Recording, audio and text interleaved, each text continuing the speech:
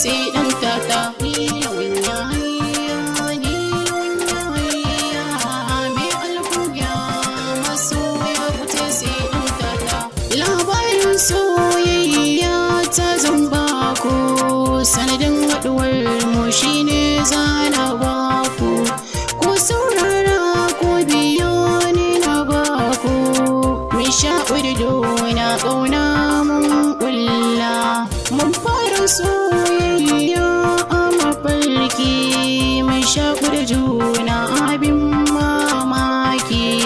Yan mata na duba babu kalalki, asalin soyayya da ke maka kulla.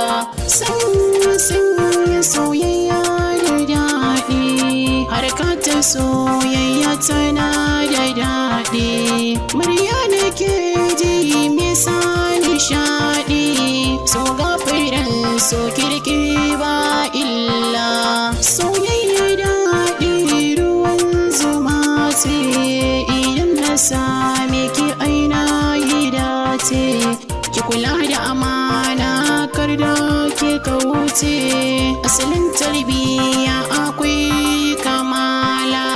Duka wannan cikin mafarki, ba wai a fili ba da na yi shauki. Allahu sarki kai ne mai mulki, kai ne ka haɗa mu da sharifa muka kulla. Bayan na farka ne yau salati, na ɗauki wayata ashe ba kati.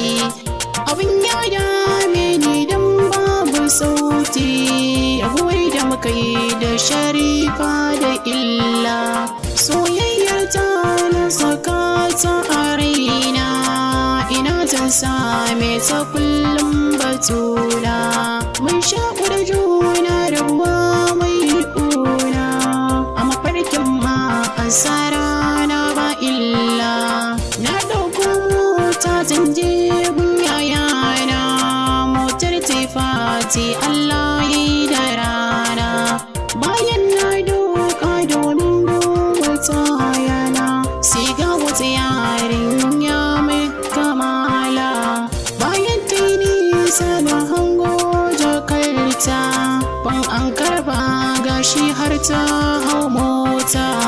Da zan bi ta domin in taimake ta, motar tifati na